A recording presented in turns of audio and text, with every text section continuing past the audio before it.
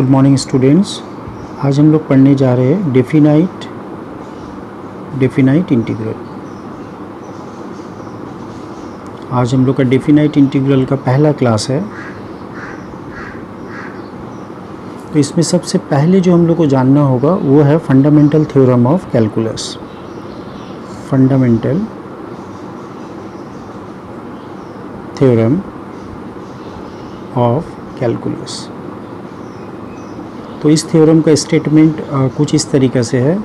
if phi x be a primitive or antiderivative of the function fx which is defined on the closed interval ab as well as the function is continuous on this interval, then the definite integral of the function fx over the interval ab is denoted by a to b fx dx, and it is defined as phi of x a to b, which is same as phi of b minus phi of a. Now here a is called the lower limit, a is called lower limit and b is called the upper limit. A is called lower limit, b is called upper limit, and this interval is called the interval of integration. Interval of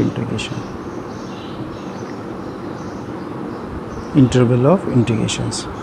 तो ये था हम लोग का fundamental theorem of calculus. तो इसमें हम लोग को कुछ पॉइंट्स जो है वो हम लोग को याद रखना है। पहला नंबर पॉइंट, सपोज़ अगर ये फंक्शन जो एफ है, ये फंक्शन अगर ए पे डिफ़ाइन नहीं होता है या बी पे डिफ़ाइन नहीं होता है या दोनों पे ही डिफ़ाइन नहीं होता है, but the function is defined over the open interval AB. Now f is not defined at A or not defined at B, but the function defined over the open interval AB, then we can integrate a to b fx dx. तो इसमें कोई problem नहीं है, हम लोग इसको integrate कर सकते हैं। नाउ सेकेंड पॉइंट है कि अगर हम लोग इसको इंटीग्रेट करते हैं fx dx को और इसका रिजल्ट ज़ीरो आता है, तो in that case we say that fx equal to zero has at least one root lying between a to b where the function fx must be continuous. तो अगर a से b हम लोग integrate करने के बाद रिजल्ट ज़ीरो आता है, then we can say that fx equal to zero, this equation has at least one root within the interval a to b. In that case fx must be continuous functions. Now next point जो है, the functions हम लोग अगर integrate करते हैं a to b fx dx, इसको हम लोग तभी इंटीग्रेट कर पाएंगे when the function is well defined in the given interval ab and the function should be continuous. तो अगर फंक्शन वेल डिफाइंड होता है ओवर द इंटरवल और कंटिन्यूस होता है तो हम लोग फिर इसको इंटीग्रेट कर सकते हैं। तो नाउ एक हम लोग क्वेश्चन सॉल्व करते हैं। Suppose integrations -2 to 3 x square -1 dx।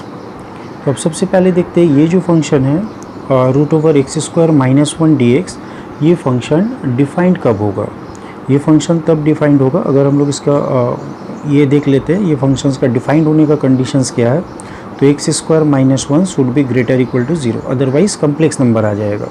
तो इसको सॉल्व करने से x + 1 × x - 1 greater equal to zero.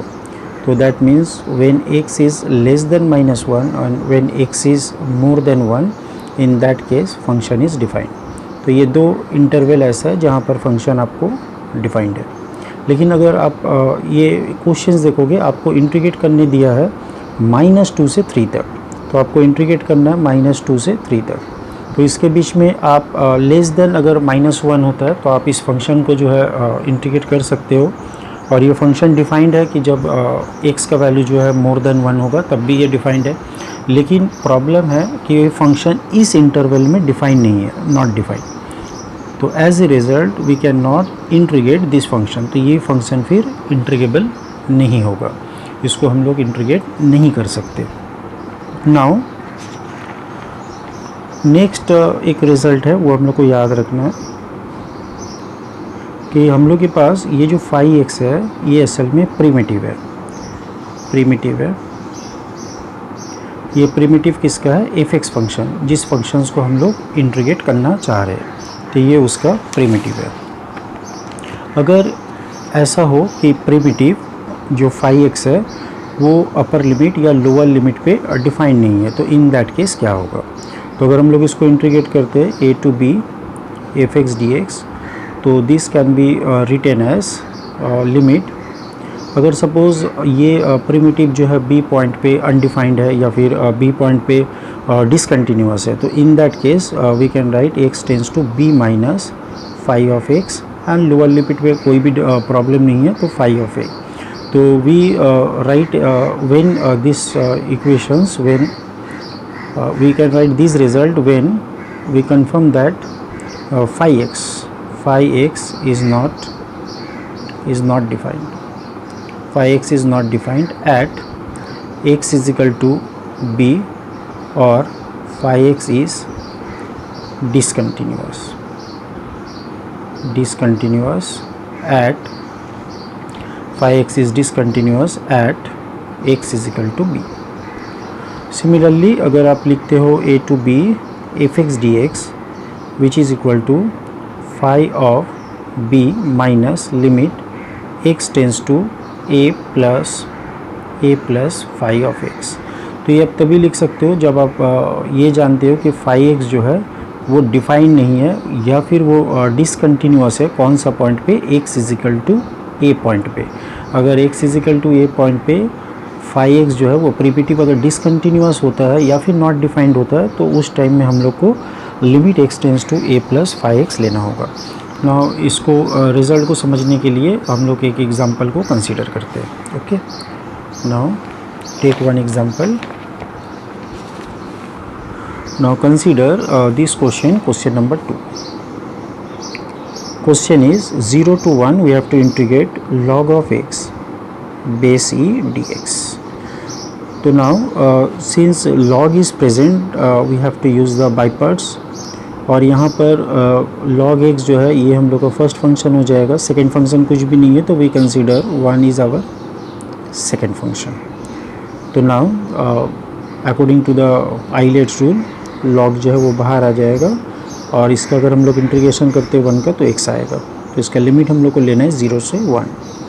Now integration 0 to 1 derivative of log x is 1 by x and integration of 1 is x dx. तो therefore what will happen, now log of x, और ये x को मैं पहला लिख रहा हूँ, that is 0 से 1, और यहाँ पर आपको मिल जाएगा x। ना अब अगर हम लोग यहाँ पर x का वैल्यू 1 बैठाते तो यहाँ पर क्या हो जाएगा 1, और ये log 1 0 होता है, तो अल्टीमेटली 0। लेकिन जब यहाँ पर आप 0 बैठाओगे तो ये 0 पे ये फंक्शन जो है वो डिफाइन नहीं है, तो ये 0 आ रहा है और ये आपका इन्फिनिटी आ रहा है, तो in that case we have to choose the limit. तो limit x tends to 0 plus x into log of x, यहाँ पर अगर बैठाते कोई भी प्रॉब्लम नहीं है, तो minus x is equal to 1 and then 0। तो ये -1 को पहला लिखते हैं, then limit x tends to 0 plus. अगर आप इस फॉर्मेट को देखोगे तो ये है 0 और ये इन्फिनिटी दे रहा है, तो ये जो रिज़ल्ट है वो 0 इंटू इन्फिनिटी फॉर्म पे है। तो यहाँ पर हम लोग जो है एल हॉस्पिटल यूटिलाइज़ करने का जो है कोशिश करते हैं, एल हॉस्पिटल को अप्लाई करेंगे तो उससे पहले इसको आइदर 0/0 और इन्फिनिटी फॉर्म में लाना होगा। तो बेटर है log x को ऊपर ही रखते हैं और ये x को 1/x रखते हैं, तो ये इन्फिनिटी फॉर्म में है। तो now here we can apply the L hospital rule. तो limit x tends to 0 plus, now applying L hospital, log x का जो डेरिवेटिव है वो 1/x हो जाएगा और 1/x का 1/x²। तो this is from using L hospital. Okay, now ये -1 और इसको अगर हम लोग कैंसिल आउट कर देते हैं तो अल्टीमेटली वी गेट 0, तो answer is -1। Hope all of you understand this problem. Now come to the next problem, question number 3। यहाँ पर एक क्वेश्चन है -2 से +2 dx 4² + x²। ये वेरी सिंपल इंटीग्रेशन है, तो इसको हम लोग एक मेथड में करते हैं, मेथड 1। तो ये जो है इस फॉर्मेट में आ गया dx/x² + a²। तो इसको हम लोग लिख सकते हैं 1/a tan inverse x/a, 1/a tan inverse x/a। तो ये रिज़ल्ट को यहाँ पर डायरेक्टली यूज़ करते हैं, तो I can be written as 1/2 tan inverse x/2, और इसका जो लिमिट है वो -2 से +2 तक, तो 1/2। Now tan inverse 1 is π/4 and again we have π/4, तो therefore 2 π/4 that is π/2 into half that is π/4। Now इसी क्वेश्चंस को अगर हम लोग कुछ इस तरीके से सॉल्व करें मेथड 2 पे, तो मेथड 2 में करना क्या है कि ये हमारा जो इंटीग्रल है इसमें हम लोग एक सब्स्टिट्यूशंस देते हैं। सपोज़ अच्छा ये स्क्वायर नहीं है, ये ओनली 4 है, तो question is 4 and then x square.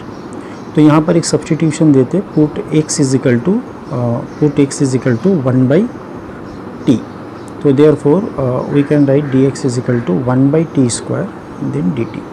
अब इसको सब्स्टिट्यूट करते हैं, तो जब यहाँ पर dx है तो इसका वैल्यू 1/t dt, और ये 4 रहेगा, और ये हो गया आपका x का वैल्यू 1/t स्क्वायर। ना यहाँ पर when x is equal to -2, when x is equal to -2 t is equal to -12, when x is equal to +2 we get the value of t as +12। तो now ultimately after simplifications we have -12 to +12, -12 से +12, and then ये हो जाएगा dt, यहाँ पर एक square है, t square cancel, तो वी हैव 4t स्क्वायर + 1, ठीक है। इसके ऊपर फिर फार्मूला यूज़ करते हैं स्टैंडर्ड रिजल्ट tan वाला, तो इसका आंसर कुछ ऐसा आ जाएगा 1/2 इंटू tan इनवर्स, ये 1/2 ये 4 की वजह से आ रहा है, that is 2t/1, and then -12 से +12। अब यहाँ पर जो है हम लोग इसका वैल्यू पुट करते हैं। अच्छा यहाँ पर एक नेगेटिव साइन था, उसको एज इट इज़ रखते हैं, तो 1/2। Now if you put half अगर आप बैठा देंगे तो आपको π/4 आ जाएगा, and then if you put -π/4 that is π/4, तो अल्टीमेटली आंसर आ गया आपका π/4 बट नेगेटिव साइन, क्योंकि π/4 ये π/2 होगा इंटू -12 दैट इज़ -π/4।